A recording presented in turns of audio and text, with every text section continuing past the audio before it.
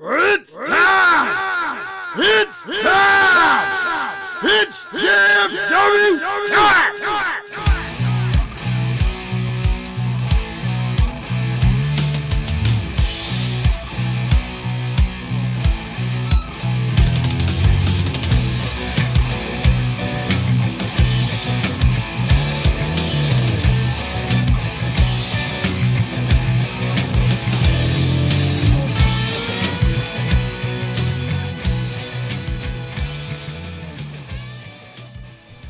Alright guys, it's that time to get step in the ring with the greatest faction in podcast history.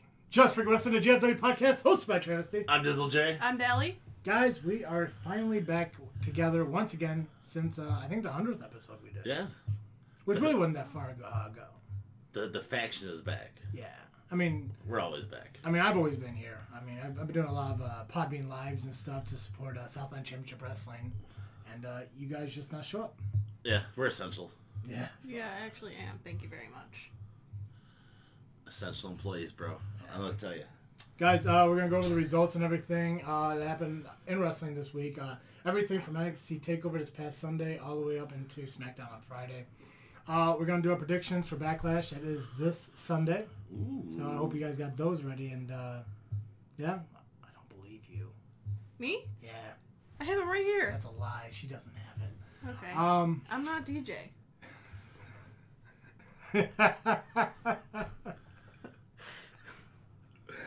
We're also going to complete the retire, keep, or release game for the WWE roster that we started a couple weeks ago as well. Before we dive into all that, I just want to remind everybody that this episode of Just Freakin Wrestling is brought to you by ballwash.com. Go to ballwash.com, pick out any of your products from shampoos, conditioners, to body wash, nut rubs, and powders. They just released boxers, believe it or not, so there are Ball Wash boxers now. And now it's all available at ballwash.com. When you go to checkout, use the promo code FREAKNET, FREAKNET, save you 15% on your order. Nut rub? Nut rub. It's like a cologne rub for your genitals. Oh. Women can use it too. I mean... Okay. So, they say that. I mean, it's a unisex thing. It's just called ball wash because apparently, yeah. This show is also brought to you by Audible.com. If you're just like me and you're a huge fan of stories and history, just not a huge fan of reading them yourself, Audible.com is the best place for you to go. One-stop shop for all audiobooks. If you go to audibletrial.com/freaknet today, you'll save yourselves a 30-day subscription because it's absolutely free. You also get a credit to your first book purchase on top of your 30-day free subscription. So make sure you go to audibletrial.com/freaknet today. Audible and Ball Wash are sponsors of freaknetstudios.com. Freaknetstudios.com is one place you go to check out all the amazing podcasts that are associated with the network itself. So make sure you check them out. The four horsemen of the podcast. Sure. We know there's tiers. We know there's levels. Anyways, guys, I want to start out here talking about the pay-per-view, the NXT TakeOver in Your House, which I'm really excited that they're taking some of these older class kind of like pay-per-view things and they're giving them new life.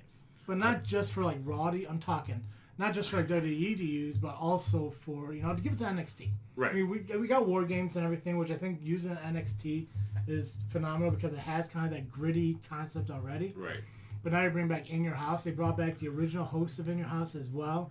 So that was pretty cool. And they did the whole spoof on the merchandise, where back in the day you would call like an 800 number or whatever. But now, obviously, there's WWE.com. So that's pretty cool. So let's talk about the results of that real quick. There's actually a couple games we're going to play here today, too, besides the WWE game. Oh. Yeah. Surprise games. Small games. Nothing too major. Oh. Nothing too major. You don't like to be prepared for things. Yeah, but that's not how I do things here, Dally. Is your OCD kicking in because of that? You're freaking out because you don't have a fucking, what's that called, a syllabus of the show? We talked about this in the meeting last week. Were you here? Nope. I had to work. Stop. Oh, no, there's a line on your notebook. Okay, guys, so NXT TakeOver, there's only a few matches, but all of them were fucking incredible. I love that they use the old school look to it, too. Yes, absolutely. That was nice. Mm-hmm. And then the old host looked terrible. I mean, he's weathered. He is aged. Did not age well. No. Not one bit. Anyways, NXT TakeOver In Your House opened up with a six-woman tag team match with Mia Yim, Shotzi Blackheart, Tegan Knox taking on Candice LeRae, Dakota Kai, and Raquel. I can't remember her last name. Gonzalez, I think. Thank you. Yep. Thanks, Dally. I'm good for something. I know. Why do you keep staring down to the left? Camera's right there. You have that line on our papers and down It to the is left. bothering me. I think that's hieroglyphics at that point. Mia, Shotzi, and Tegan did pick up the win, which I was surprised to see Shotzi after that weird spot from NXT from the NXT show the previous Wednesday where she kind of fell back. Yeah, how she didn't injure herself. Yes, God, brutal. But it was a good match. It was a good opener. Finn Balor took on Priest, where Finn kind of got some retribution, picked up the win against him. That was a great match. Oh, absolutely. North American title was on the line. Keith Lee took on Johnny Gargano. Keith Lee picked up the win, which it kind of makes sense because I think Keith Lee is going to... Realistically, I think every title right now, just a guess, isn't going to change hands until they start getting fans and stuff back. Yeah, it'd make more sense, I guess. Yeah, but Keith Lee did pick up the win against Gargano. Put him through the fence. Yes. That was awesome. It reminded me of the moment when Keith Lee threw Adam Cole into the fans at that one NXT show. Where we were like, are those real fans? It was phenomenal. Karrion Kross made his takeover debut against Ciampa in what I consider a squash match. I don't know if it was too... I mean... It was a little back and forth, but... I think Ciampa only had a little bit in the beginning. But you knew Kross was going to go over. Oh, yeah. If he didn't, it would destroy the character. Yeah. But you weren't a big fan of the match. You said, I just don't think... I think it should have been more, story behind it. I don't think that doing Ciampa like that was smart. After he just came out of a big storyline with Gargano and everything. Yeah. Fall and pray. This is what I miss. I miss the quiet, shy, talkative host that we have here on the show. How am I shy and talkative at the same time? I just think that maybe they should have done a little bit more with the match. I'm sorry, I'm quiet. Leave me alone. Camera's right there. Okay, you don't look at the camera 24/7. I look at it when everyone else talks. Really? Oh yeah. I look at the person when they talk. You look at the person when they're talking. I make eye contact with the camera when you guys are giving your results and shit. You want to know why? Because our fans want to see our faces. No. They don't want to see your I ear. don't want to look at my face. Stop messing with my paper. Karrion Kross did pick up the win. And then obviously we had the heavyweight championship in the backlot brawl between Adam Cole and Velveteen Dream. Cole picked up the victory, which means Velveteen Dream can no longer get a heavyweight title shot against Cole as long as Cole is heavyweight champion. Really? Yeah, I didn't know that. Yeah, I like that. Yeah. You know these things when you watch the shows. The one thing that was weird about this whole situation was there was a lot of rumors going around with Cole maybe leaving NXT. So I thought this was the opportunity to get the title off of him. Well, there's rumors going around that he'd leave WWE altogether, though. I think he's only got a few more months left on his contract. Yeah. I thought maybe it would just be okay, well, if he is deciding to leave, then get the title off of him. Yeah. Build another champion for the time being, which maybe that's what they're doing when it comes to Karrion Kross. The next takeover has to be in a few months for SummerSlam, right?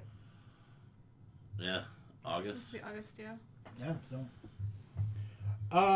Then obviously we had a triple threat women's championship main event. Io Shirai took on Charlotte Flair, who took on Rhea Ripley, and Io Shirai became her first ever brand new women's NXT champion, beating out Charlotte Flair and Rhea Ripley. Good for her. Yeah. It was cute that they did the streamers and everything afterwards too, so that was kind of cool. For nobody in the crowd. Yeah. Just for her. Just enhancement talent everywhere. Just for her. So I still believe that Ripley's title run from the beginning wasn't doing they didn't do her justice with that. When Charlotte took it from her, I don't think that. Well, I read an article that said that she wasn't even supposed to win that. And something changed. With Ripley? Mm-hmm. I liked her as champion. I love that she was champion. I thought it was pretty cool. I thought she was pretty badass. Yeah. I don't think Flair should have beat her at WrestleMania, though. I think that kind of hurt her character. Yeah. There's been too much Charlotte. And I know you're a big fan of Charlotte. There's just, to me, it's over. It's like John Cena back in the day where you liked him, then he was everywhere. The problem is they're trying to make her a lot like her dad, but there's not a lot of territories to do that shit in. Right. Like I mean, when Rick was Ric Flair, I mean, you had NWA, WCW, WWF, AWA, yeah, you had all those where when he went out and won his 16 or whatever heavyweight championships, I mean, that was a collection of all of them, you know, from all the territories through the span of 30 years. And I actually think it's more than that. The 16 is, I think, just what WWE acknowledges. Well, it has to be the NWA, WCW, and WWE titles. There has to be more than that, because I know he was only like WWF champion, like, what, maybe twice? Yeah. WCW maybe only 3 times. So, I mean, there's... But NWA, probably several. Yeah. But it seems like they're trying to throw an entire Ric Flair career into Charlotte's, what, 4 or 5 years she's been here? Yeah, I think it's like that. But I still stand on the ground that if she only stays in WWE and doesn't venture out to these other organizations, she will not be as good as her dad. I don't think it matters. To do what? To go to Impact, AEW, and New Japan? Yeah, fuck them. Go. But it doesn't mean anything.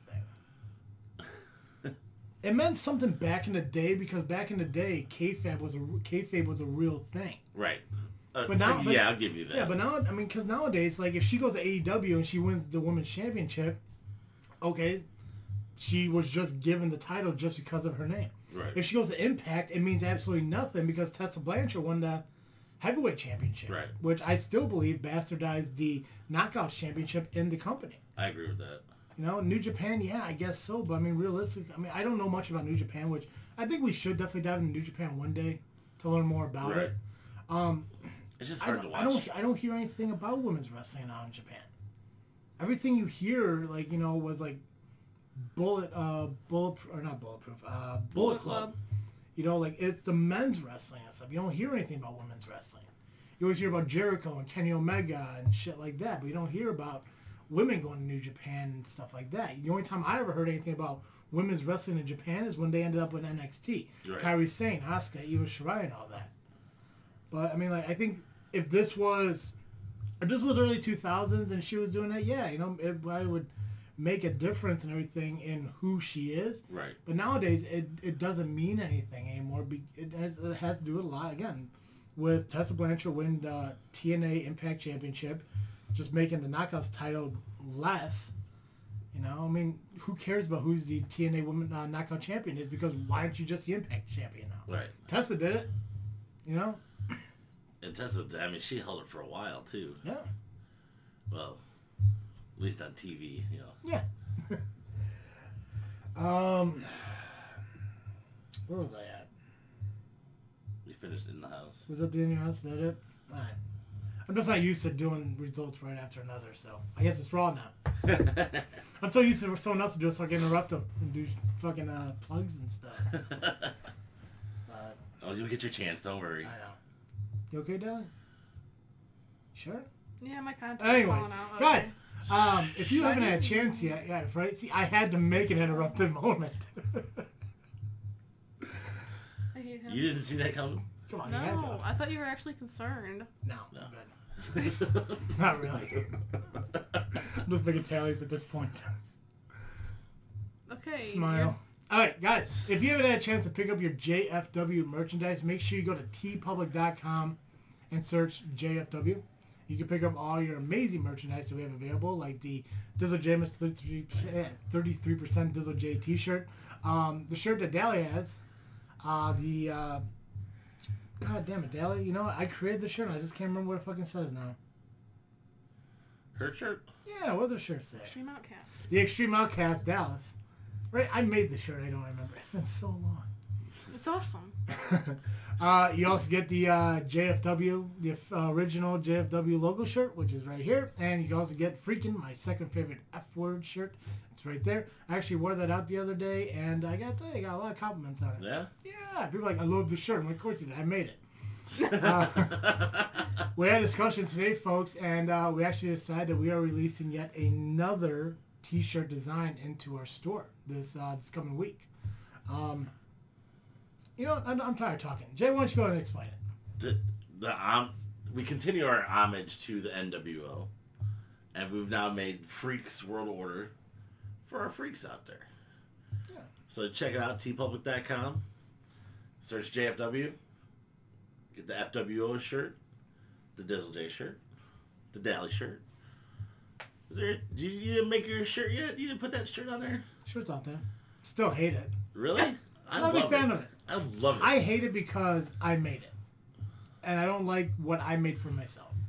I think it's just not good enough. It's not fucking good enough. It fits you. Yeah, it does. It does. Because it comes in 3X. But yeah, no, you guys heard me mention before, we referred to our fans and everything as, the Freak Nation and the Freaks and stuff like that. But, I mean, this is pro wrestling. We talk about pro wrestling here. So why not find something that's more relatable to the wrestling world? And why not have the Freak World Order? It's a shirt made for you guys. So it'll be released this week. We'll put it up on social media when it does get released.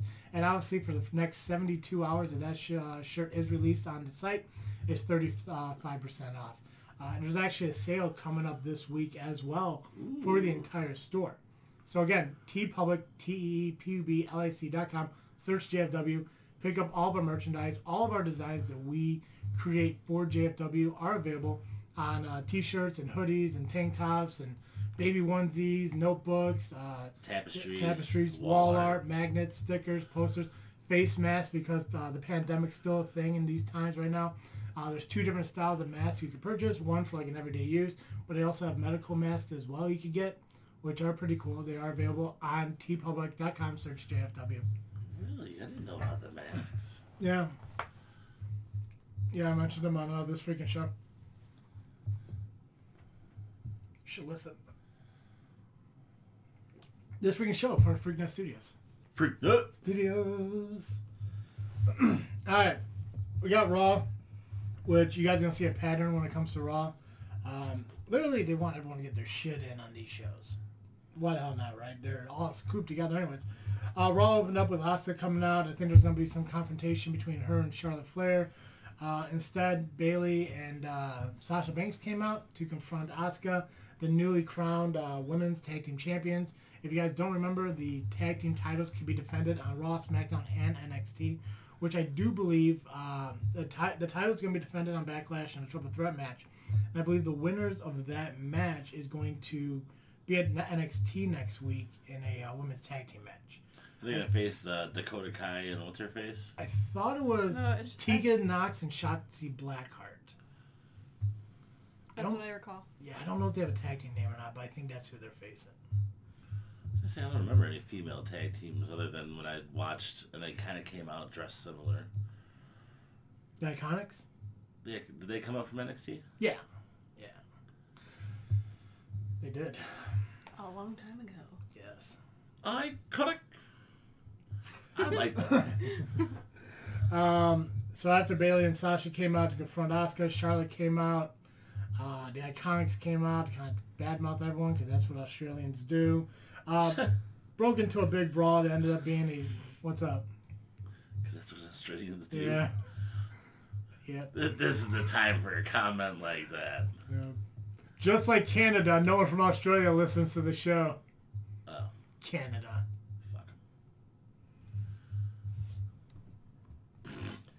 Fuck 6-woman tag team match was developed following this whole brawl. Asuka and Charlotte took on the Iconics and Bayley and Sasha. Asuka and Charlotte picked up the win. Charlotte was going to go for one of her, I will admit it, amazing top rope moonsaults where Asuka tagged in real quick and put the super hold on, I can't remember if it was Billy Kay or Peyton.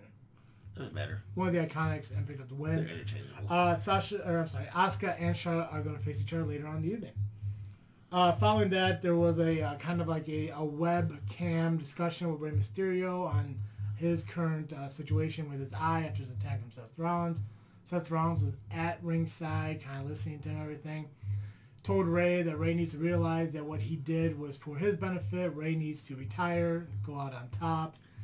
And then he invites Rey and his son Dominic to Raw the next week, this coming week. Following that, obviously, Aleister Black attacked Seth for what he did to Aleister last week, which ultimately broke out into yet another tag team match with Aleister Black teaming with Humberto Carrillo, taking on Austin Theory and Murphy, the, what are they called? Seth Rollins' the Disciples. Disciples. I couldn't think of the word either. Yeah, right? Follow-up question to that. When AOP come back, does it matter if they're back with Seth or not, or no? I think it would make more sense that they would come back with Seth. But why wouldn't the one still be there, you know? Weird. Also, Samoa Joe's commentator still? He's permanent. Yeah, I believe it. He's been getting injured too much. Yeah. He's a good commentator, though. Mm-hmm. Beat. So here, Aleister Black and Humberto Carrillo. Look at me, I'm not doing it. Yeah, picked up the win against the... Disciples. There we go. Thank you. Ultimately, just for Seth Rollins to attack him at the end and give Aleister Black another stomp. Peep Show came out, hosted by Christian, with Edge being the guest. Christian told Edge flat out, like, you shouldn't be doing this match. You couldn't have the greatest wrestling match in your prime. You're not ready for this. You're just not there. But he was trying to mind game him. Yeah. You saw this, right? I did watch this, and this was actually one of my favorite parts of Raw because, like, I honestly thought he was gonna heel turn on him, but then it got to the point I was like, oh, he's just psyching him up. Yeah. I thought it was awesome. It was one of, and it's one of my favorite things. Like when it comes to what's going on in wrestling, I think Dahlia actually talked with you about this before we recorded, because we're talking about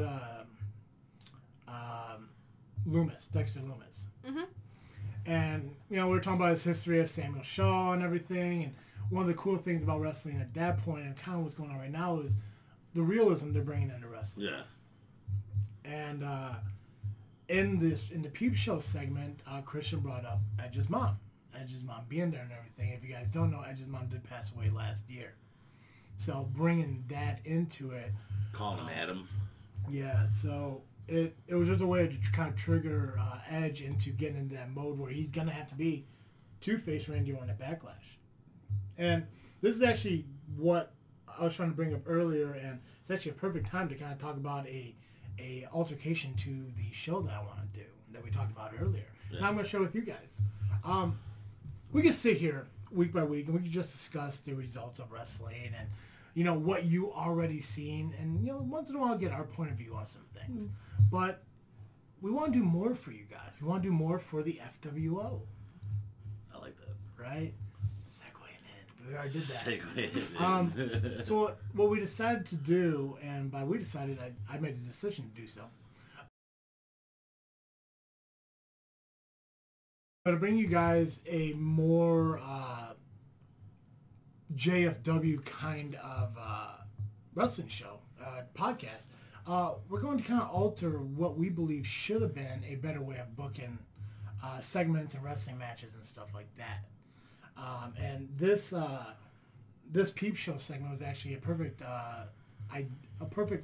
starting point, if you will, because we saw Edge or Randy Orton come out and kind of like interrupt their talk and everything and kind of just end a segment. I would have rather seen kind of like Edge walk out of the ring and Christian get RKO'd. Yeah, that would have made more sense because he's already RKO'd Beth Phoenix and a couple of times. No, you weren't in the way.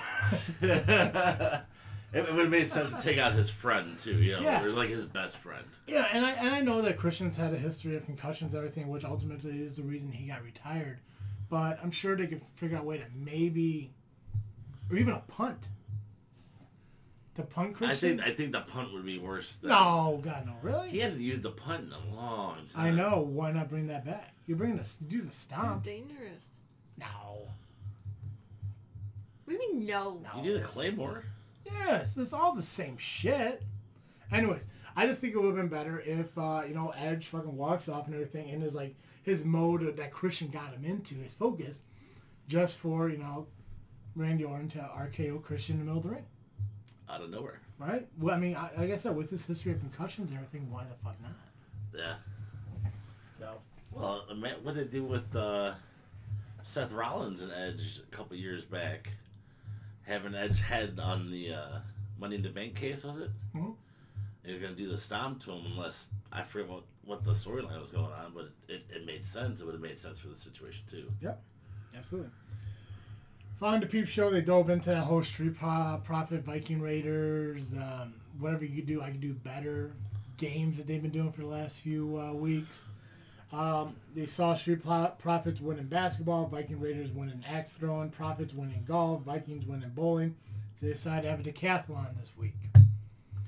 They each picked their own little events and shit like that.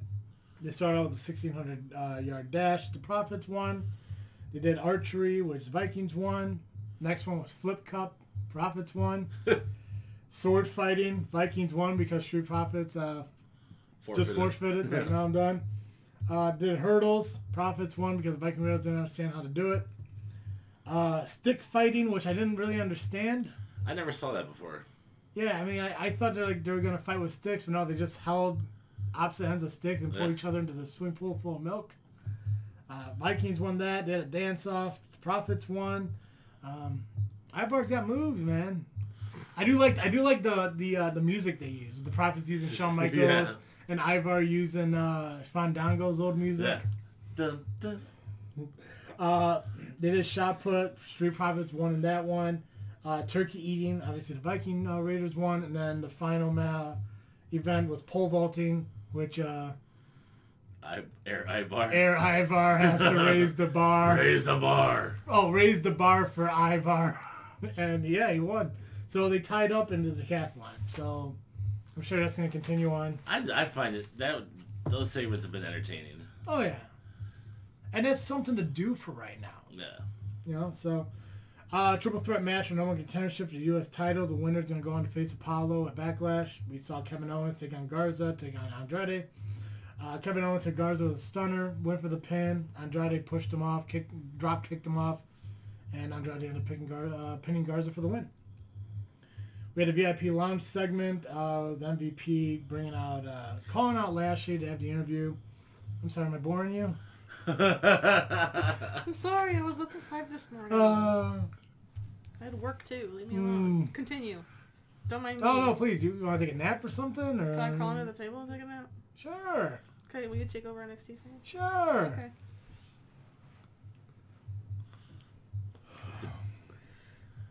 I see Sharpie markers. God damn. VIP Lounge, MVP was having Bobby Lashley set up as a guest. Drew McIntyre came out instead. Told MVP, I'm going to Claymore kick you in the face. You can either take it or run away. He started doing his countdown. Lashley showed up. Drew was stuck between Lashley and MVP. He turns around, headbutts MVP real quick, stares Lashley down. Just to have the Viking Raiders come out, kind of back him up. Street Profits follow them out. They ended up in yet another tag team match with the Viking Raiders taking on Lashley and MVP. Street Profits and Drew McIntyre decided to stick around, watch the match from the ringside. There we go. Thanks, Jay. What's with you? I mustn't have words today. I don't fucking know. I'm fucking up a lot today. Anyway, so Lashley and MVP pick up the win just for Ivar to pass out from a full Nelson.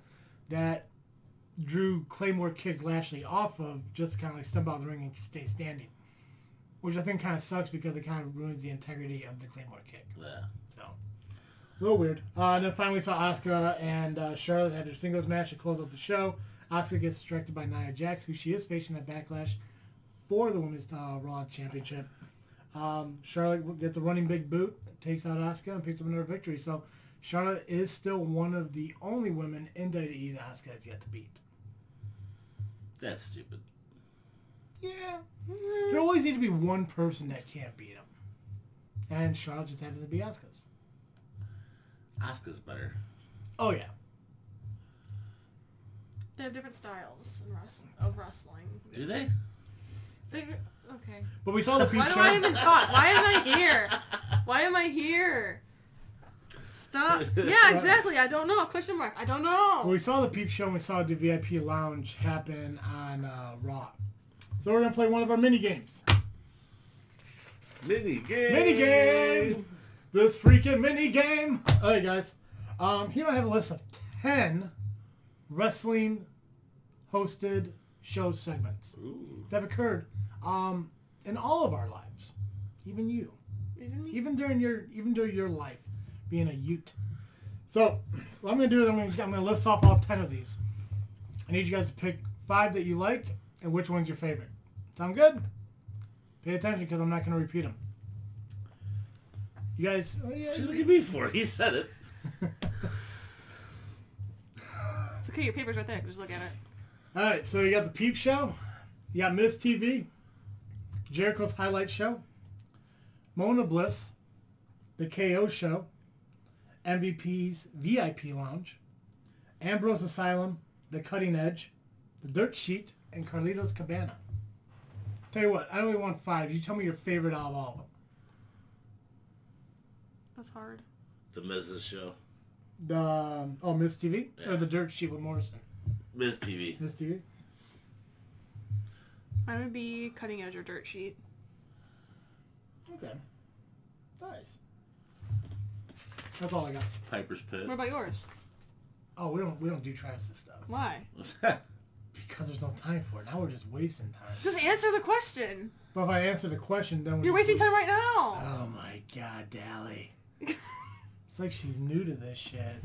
I ask questions. I don't look for answers. Well, I'm asking your opinion. Jericho's highlight reel. That did have some classic moments on it. Yeah. That's just, I think besides Miz TV, it's one of the longest running ones in wrestling. So, yeah, I'm gonna go with Jericho's highlight reel. Happy? Cool. What's next? NXT? Impact. Do you have to plug first? There's no Not until I start talking. No, until I start talking. No, watch. I already did the T Public. I don't care. You're gonna interrupt us anyway. Not on this one. Uh-huh. Go for it. Let's find out. I see, now you're just not gonna do it because we called you out on it. Maybe. Or you're gonna do it because we did call you out on it. And We now don't even know. we Who knows? don't know. We surely will find out. So Impact opened up with Michael Elgin versus Ken Shamrock versus Sami Callihan for the #1 contendership. Michael Elgin ended up picking up the win with the Elgin bomb. Still a fan of Michael Elgin. I like Michael Elgin. I like him. Tasha Steelz versus Susie.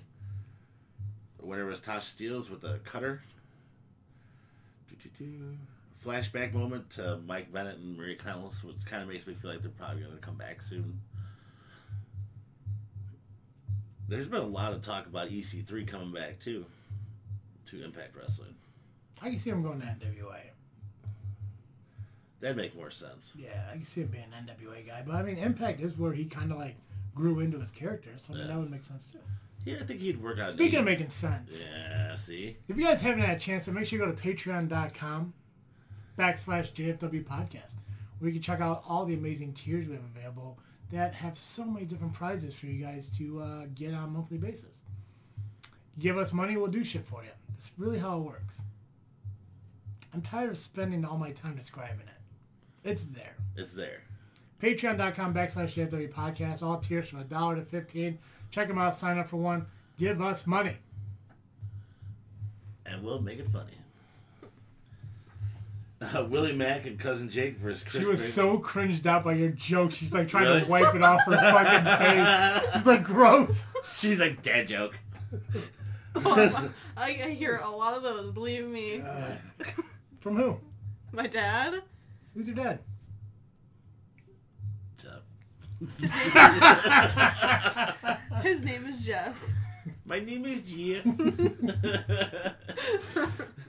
Oh, my bad.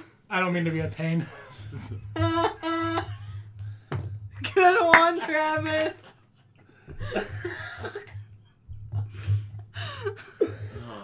Oh, That was a pretty elite joke, though. God. Willie Mack and Cousin Jake take on Chris Bay and Johnny Swinger. You guys are continuing to laugh. I'm done. Willie Mack and Cousin Jake God. pick up the win. Who? Willie Mack and Cousin Jake. Okay. All right, ready? I'm trying.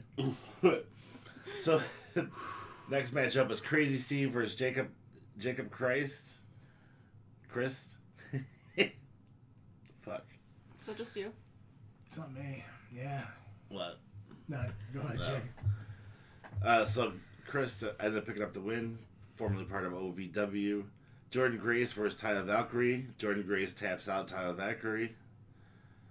And Deanna Purrazzo arrives on the scene.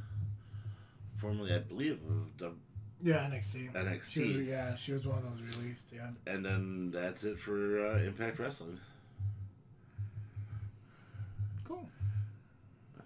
NXT. You gonna say anything first? Because every time I start, you What else do I interrupt have me. what else do I I have to don't plug? know, but you find a way. Do I have anything else to plug? I don't think I do. I think you do, but I'm not going to say. No, I did Ball Wash and Audible already. I interrupted you earlier to do T-Public. I interrupted him to do Patreon. All that's left is, talk about, our social media and where the show can be listened to, but that's at the end. So I got nothing. You're good to go. Take the opportunity. I don't trust you. Jesus, I really bullshit, don't. so I really bullshit. don't. Embrace the opportunity to not be interrupted, because it's going to really happen. Okay. Please. NXT. Yeah, go ahead. Okay. NXT opened up with Johnny Gargano and Candice LeRae defeating Keith Lee and Mia Yim in a mixed tag match. Such a good match. The ending was my favorite. Yeah. Yeah. Good job. I'm gonna botch this name. Yeah, you will. Yep. So. Before you botch that name. Yep.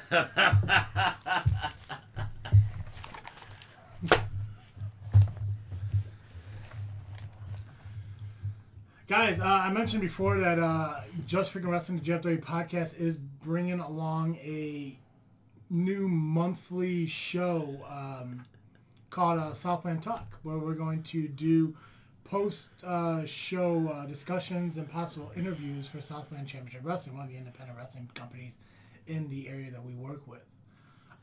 Until the shows go up and running, until we do stuff like that, we are going to do live podcast with Southland Championship wrestlers and fans. The commissioner, Sentinel, does participate from time to time as well. But we open that opportunity to all you guys to participate in that, come in and talk with us, and just kind of get to know a little bit more about the wrestlers that have been part of Southland Championship Wrestling since its inception, 3 years ago, 4 years ago? Yeah. So I've had the opportunity to sit down with a lot of great people, such as Max Holiday, James Creed. Did you just say Max Holloway? Yeah, was a Three-time SCW champion. three-time SCW heavyweight champion. Neeser, I had a chance to talk to Neeser a couple of times. Bane X, and it's been awesome. Adam Cage, Bulletproof LLC. I had a chance to sit down with all of them. Hunter's been there too, but it's cool to kind of have these opportunities to do stuff like that, and it helps out a lot when I get fans and everything who are part of the wrestling culture, even the FWO. And shout out to Superfan Steve, man. Yeah, today's his birthday. Happy birthday, Steve. Yeah. It is. Yeah. I don't Still. know, hope you're doing well. Hashtag F you, but whatever. Still fuck you. Right, God. Anyways, guys, podbean.com. Make sure you sign up to Podbean.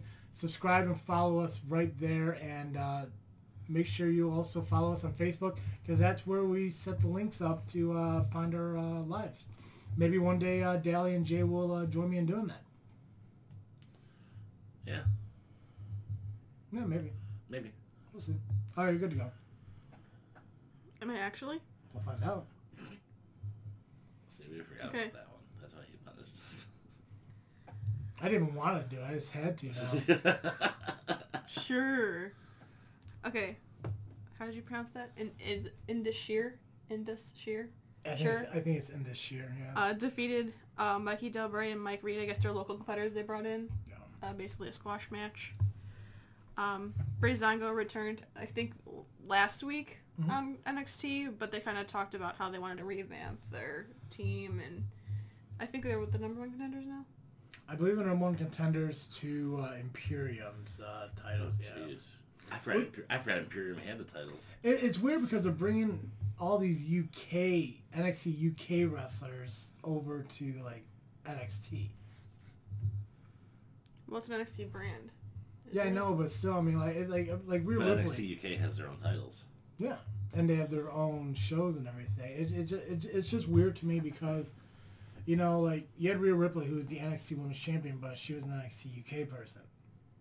Same thing with Imperium. They're NXT UK, but now they have the NXT tag titles.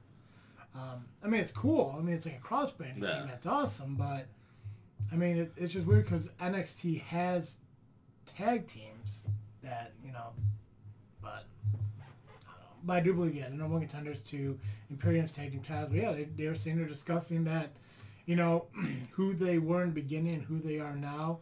They're two different people, you know. They were gimmicks and jokes and stuff in SmackDown, and even though they had fun doing it, they had to start getting serious again and be taken serious. I always enjoyed Breezango go. I mean, they can go in the ring as well as be as goofy as hell too. I'm just not a fan of goofy shit when it comes to wrestling.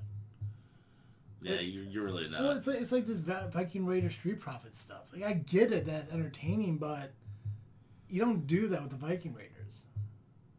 I mean, how do you take them serious anymore? You know, it's right. like, if you want to be goofy, I mean, have the Street Profits do that shit with Breezango, whatever. But I mean, you don't bastardize a intense fucking tag team by, you know, just have them go out there and like, be jokingly and get along with. I mean, fucking, it's the same shit that happened with Hunter Payne. Just fucking big ass badass and what? Fucking high fiving fucking children and shit. That's why he's not champion anymore. Southland's ass kicker. Yeah, sure. Maybe back in the day. Back in the day. Back in the day, maybe. Yeah. Yeah. But anyways, I haven't talked about Hunter in a while, so. That wasn't even like your strongest jab at No, either, so. It was an honest one too.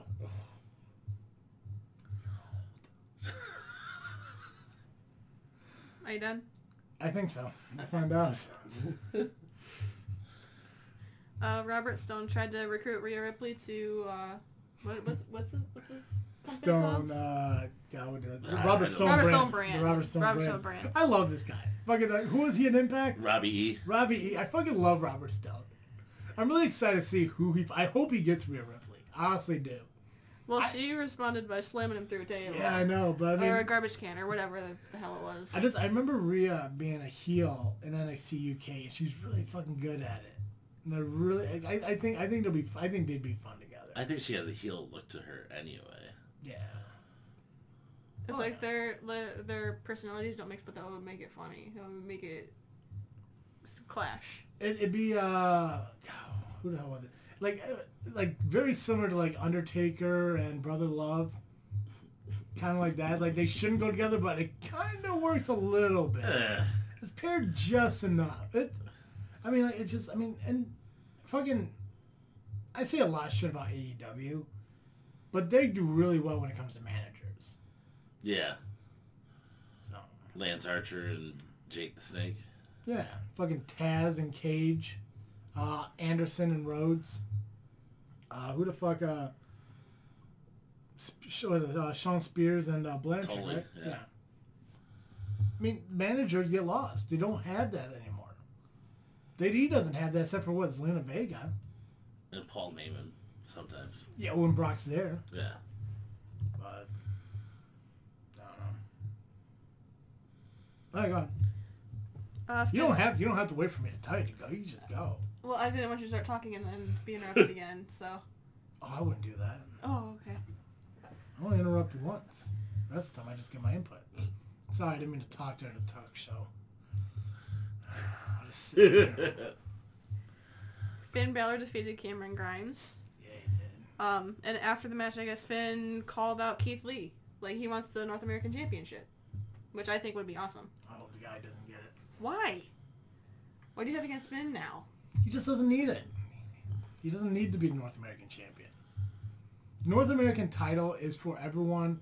It's the equivalent of the IC title. You get this title to prepare you for the next one. And I do believe that's what Triple H is doing. Yeah. He's taken that stuff from the early 90s and 80s and shit that work that people grasp onto and are using that in NXT. It's like that step-up title. It's getting Keith Lee ready for the next step. Finn Balor doesn't need to take a step back. Finn Balor could be who he is without ever being champion again. And if he does, it needs to be on the main roster with the WWE title or the Universal title. I agree, but he's in NXT, so... And he needs to be the UK champion then. Well, that'd be cool. Right? If any title at NXT was ready for Finn, or was made for Finn Balor, it was the NXT UK title against fucking Walter. Yes. We should dream book NXT. Like NXT all of it, or just NXT UK, all of it. or like a WrestleMania NXT, like a 4-hour-long NXT show? Yeah. I'm trying to work on getting a big dry erase board so we could do stuff like that. I almost bought one, but somebody bought it instead. What? When oh shit, I don't think we mentioned this. Fucking Genesis Martial Arts is closed. Yeah, no, we mentioned it before. Did we? Yeah. Well, they're having a sale and everything. They had this huge dry erase board I was gonna buy, but someone else bought it instead. But that's something I want to get because... So you could buy a dry erase board from anywhere. Yeah, but they're really expensive. And we don't have a lot of money. You know how much money we have? We have less than any money.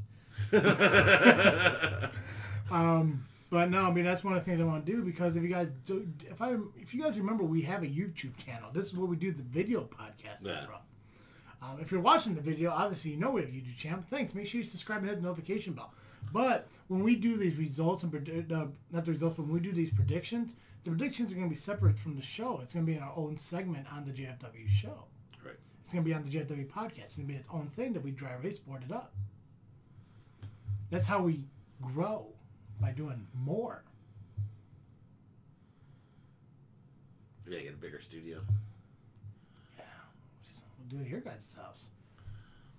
I think this room is bigger than most of my house. Yeah, we'll have to borrow SCW Studios. Commish will do it. Commish will let us do it. Squash. Squash. Oh, go ahead. Sorry, I didn't mean for DJ to interrupt you. I mean, I'm just used to it now. I hope so. I haven't changed in fucking 3 years. It's the formula. We know the percentages. Okay.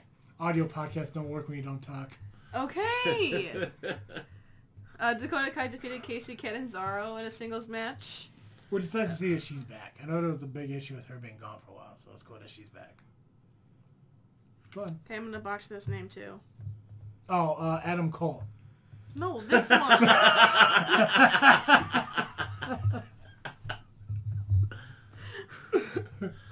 El Hijo del Fantasma. El Hijo del Fantasma revealed himself as Santos Escobar, and he attacked Drake Maverick.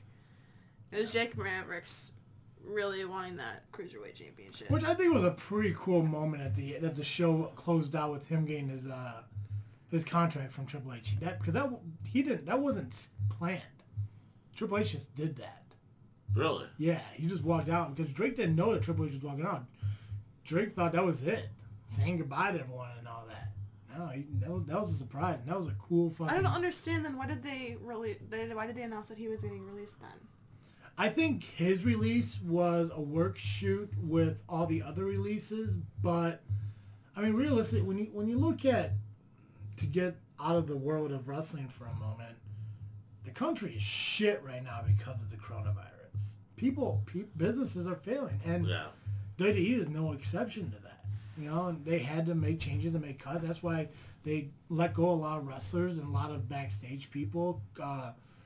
Executives, writers, and everything. And I think realistically Drake was supposed to just be released, but they had. But then he was still advertised in the Cruiserweight. He was getting over with fans. Yeah. Fans sympathized with them, and regardless of every storyline out there with the McMahons and all that, they listen to their fans for the most part.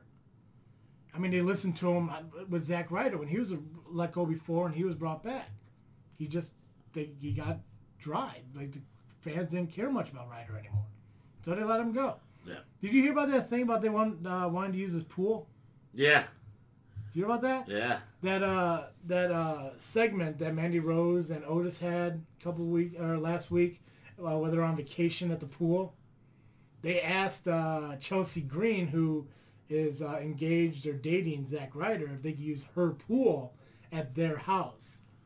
And Zack lost his shit for it, which I don't blame him for. No. But no, I think Maverick just got over with the fans and everything, and to say, hey, fuck it, let's. Maverick's a good worker though. Yeah, which a lot of people got re-signed. Just got re-signed for less money, and they fucking took it. Yeah. Drew Gulak got released, but he's re-signed. Oh, that was one of their biggest mistakes. Yeah, but you let him go or you let Daniel Bryan go?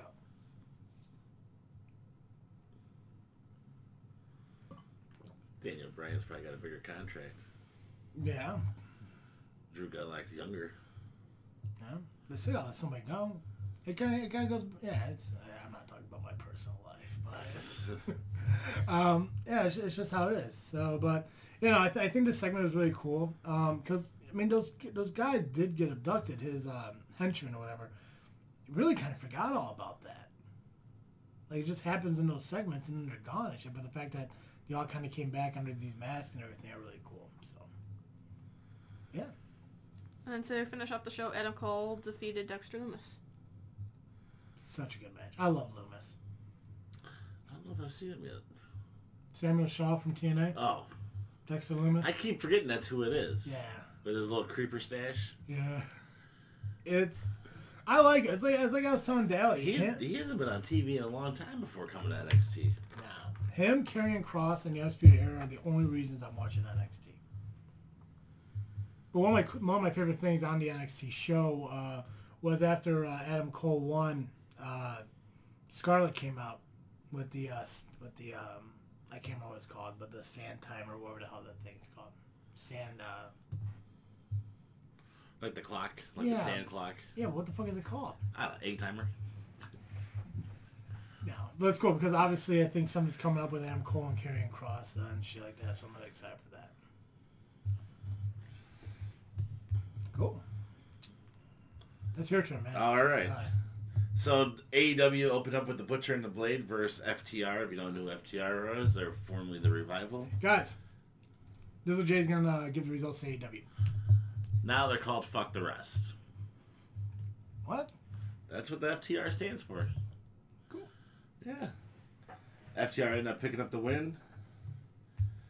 There's a lot of analysis. Chris Stradlander and Hikaru versus Penelope Ford and Nyla Rose. Ford ended up getting the pin with a fisherman suplex. To me, sometimes they don't end on like cool finishers, especially with AEW. And I was talking to some guys online. They're like, "What are fans of AEW not willing to admit?" And I was like, "No sell." AEW is a lot of no sell to me. I told you my problem with it. Yeah.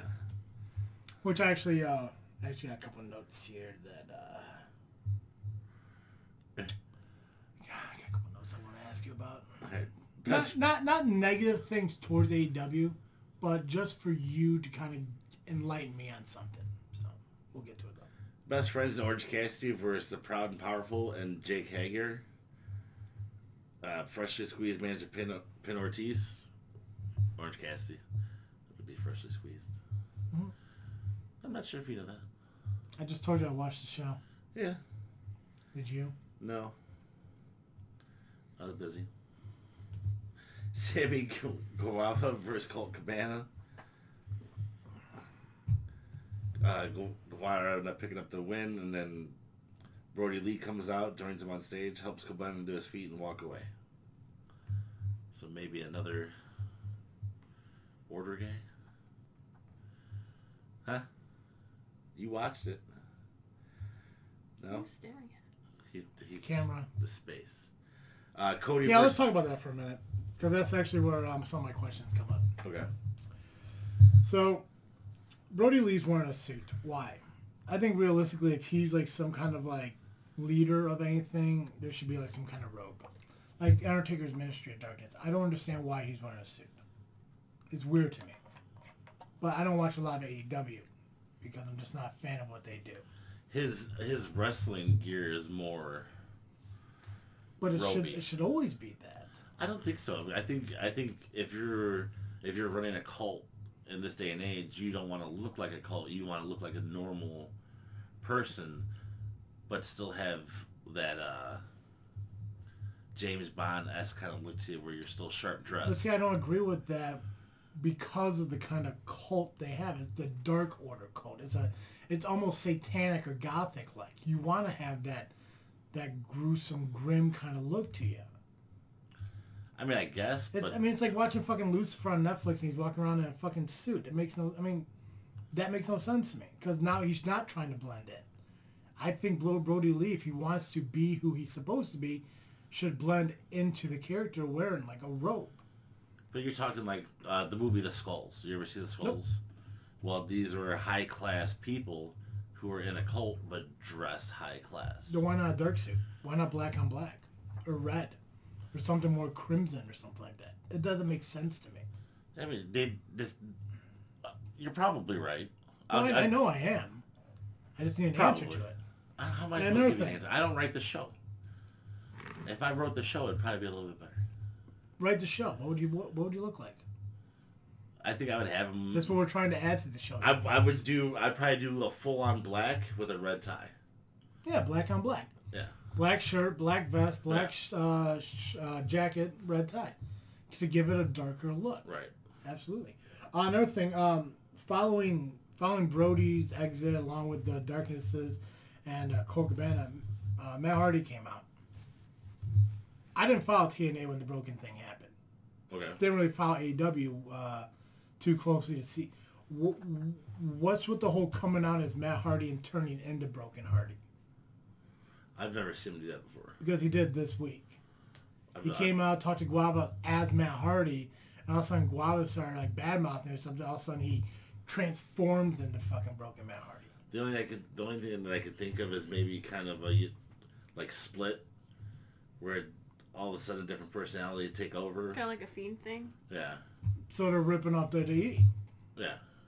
Dumb. Everything's a ripoff. I know, but that's dumb. I mean, like, it'd be Broken Matt Hardy. I agree. It would make more sense for him to keep the broken gimmick. Yeah. I mean, like, because, like, I was under the impression that was the norm. Yeah. It's like Festus with the ring bell. That was stupid.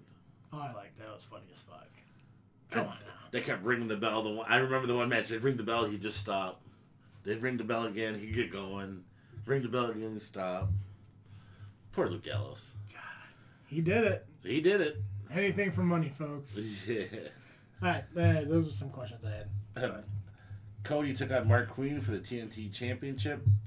In the John Cena Invitational? Yeah, the John Cena Invitational.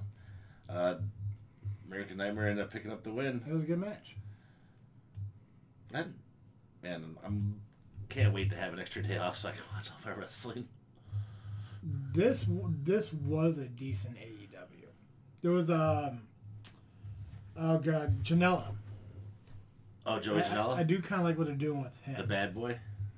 Well, because like they had a segment where he was at the bar drinking. He was talking about like one day he was in the main event against Moxley, and the next he's not even on the show and stuff. So it's a nice way of trying to get and it's the same goofy shit when it comes to Raw and having six woman tag matches and regular tag team matches and triple threats. Like just trying to get so many people on the show at once to kind of keep them relevant.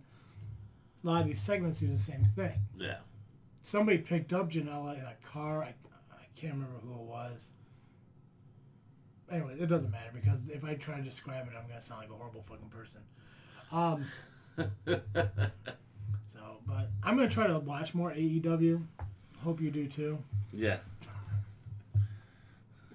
Because I would love to ask you if there was anything about the show that you would change. But yeah. Dude, I only got one TV in the house, man. Times are tough. I'd be happy I still have cable, alright? We're changing things up, folks. Alright, SmackDown next, right?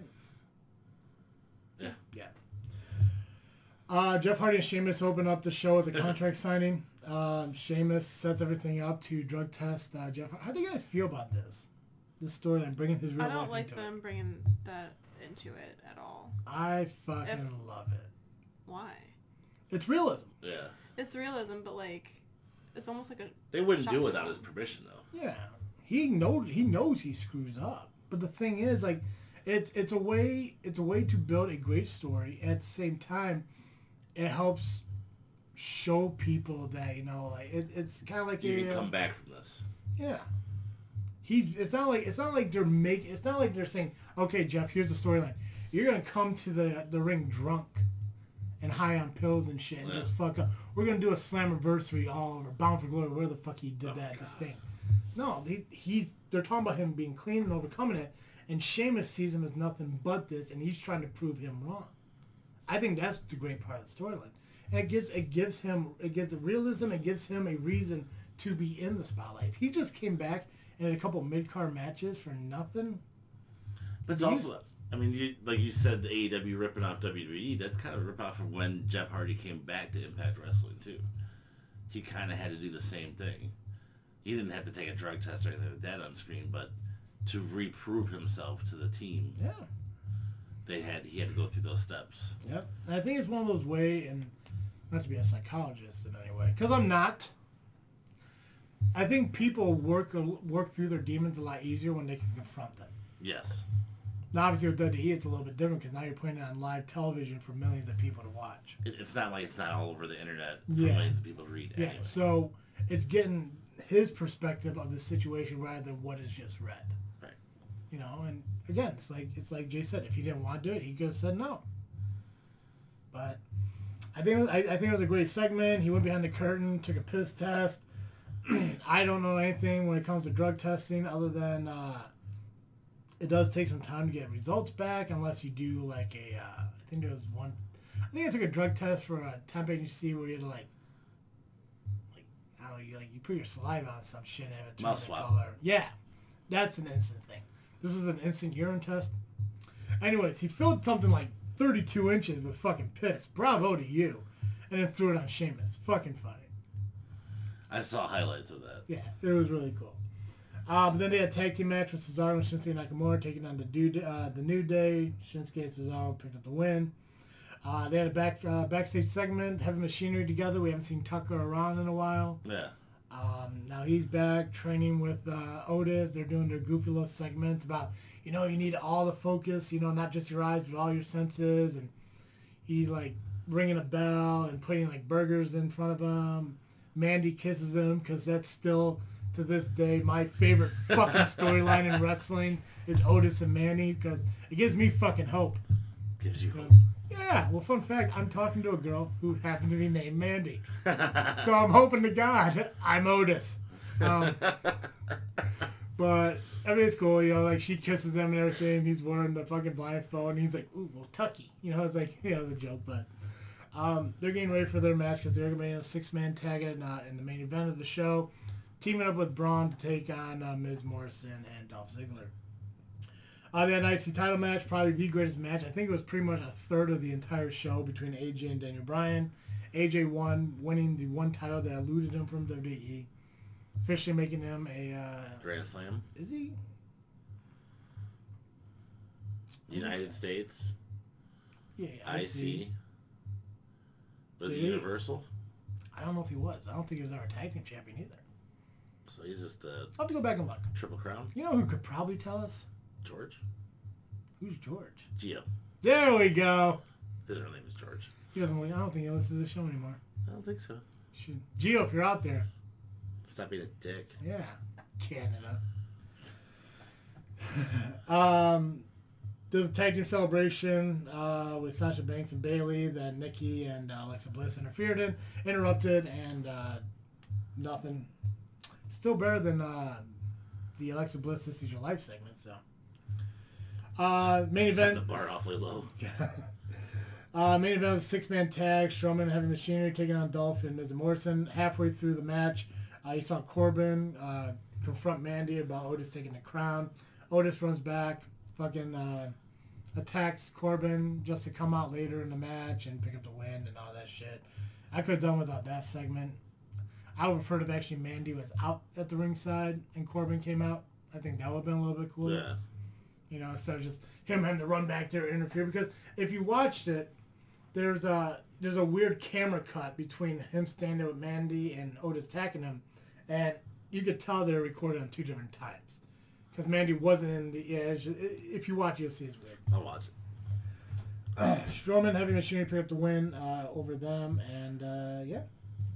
No SmackDown. Backlash is this Sunday, folks. Backlash. And we're going to do our predictions. If you guys want to check what our counts are right now in it, they'll be in the show notes on Podbean. I'm winning. And, that's not a bad thing. It's a good thing. GDP. Anyways. Alright, so we're going to do our predictions. You guys ready? Good? Yep. Okay, cool. Oh, you didn't even write them down yet. No. Alright, cool. So you get to go first. Okay. Alright, so Banks and Bailey versus Bliss and Nikki versus Iconics for the SmackDown Women's Champion. I'm going to take the Iconics. Iconics? Okay. I went with Banks and Bailey. Iconics. Iconics? You gotta stop whispering, Dally. Don't I'm be not shy. whispering. Don't be shy. Please use your outdoor voices indoors. Why? Be vocal, Dally. Okay. Apollo Crews versus Andrade, U.S. Championship. Cruz. Dally? Cruz. I went with Crews. Hardy versus Sheamus. Hardy. Hardy. I went with Hardy. Asuka versus Nia, Women's Championship. Asuka. As much as I would love to see Nia as champion, I'm going with Asuka. You would like to see Sir Botch. She's the next Sasha Botch. Yeah, how's Kairi Sane going since their match? Handicapped match for the Universal Championship, Braun versus Miz and Morrison. Braun. Braun. I went Braun too. WWE Championship, Drew versus Lashley. Drew. Drew. I went with Drew too. And then finally, Edge versus Orton. Greatest wrestling match ever. Edge. Edge. But this feud ain't gonna be over. No, I went with Orton. Cool. Alright. Holy shit, who gives a shit? Jay, what's your holy shit moment of the week? Holy shit, Paul Heyman's not in creative anymore. For Raw. Oh, I thought, okay, yeah. Surprised. Yeah. Yeah. I'll take it. Mine's AJ winning the IC title. Nice. I went with pretty much the entire NXT TakeOver in your house, but specifically the Karrion Kross, like, pretty much manhandling Ciampa. I thought it'd be a little bit closer, a little bit more like, you know, kickouts and stuff, but I guess with Karrion being the newest, the newest thing in NXT, I think he's built. I don't know if they're trying to build him like some kind of demon kind of dude, or I think they're just building off the intensity of it. Yeah. I think they're just looking for, like, he's so intense that, like, you know, he's got to stop at nothing to achieve what he wants, and that's taking out Ciampa. So, who gives a shit? Bruce Pritchard is in charge of creative. I'm happy about that. I love Pritchard. I think Paul Heyman's a much better choice. Yeah. But Paul Heyman's supposed to go back to his in-ring career. Well, he's still the executive of Raw, isn't he? They said it wasn't he didn't lose his position, but he lost his position. Okay. So. Who gives a shit, Dally? No offense to Io Shirai, but her winning was my who gives a shit. Yeah. I mean, good for her, but I just think it... But fuck you for being Charlotte. Nothing against you, but fuck you. My thing is Roman Reigns is still gone and nobody cares, so... Will he come back? Who gives a shit? She'll be back. Jay, what's your pick of the week? Pick of the week was actually... Guys, make sure you follow us on social media, Facebook, Instagram, and Twitter at Just Freakin Wrestling, the JW Podcast, where you can listen to our show on iTunes, Google Play, Spotify, and Podbean just by searching Just Freakin Wrestling, the JW Podcast. We're also on YouTube. subscribe and hit the notification bell. Jay, what's your pick of the week, man? So I actually picked... What's your pick of the week? No. Ron Simmons versus Vader for the championship when Ron got his first big singles title like that. Nice. It's a good match. Nice powerhouse match. Yeah. We did the results. We did our holy show. Who gives a shit? Plugged it. Sponsors. We'll have to finish the game next week. Yeah, we didn't. We got through a lot. There's a lot of good conversation. Yeah. Which is surprising because there was such an issue with getting so invested in wrestling with the limited fan interactions and stuff. So, awesome. That's all I got. Time to ring the bell on this episode. Perfect, as I am Travesty. What? Because I am Travesty. I'm Dizzle J. Is this new to you? No, that's not what you usually say. You usually say, as always, I'm Travesty. I'm like, I'm Dizzle J. I'm Dally. Thank you for listening to another episode of Just Freakin Wrestling, the JFW podcast. Peace.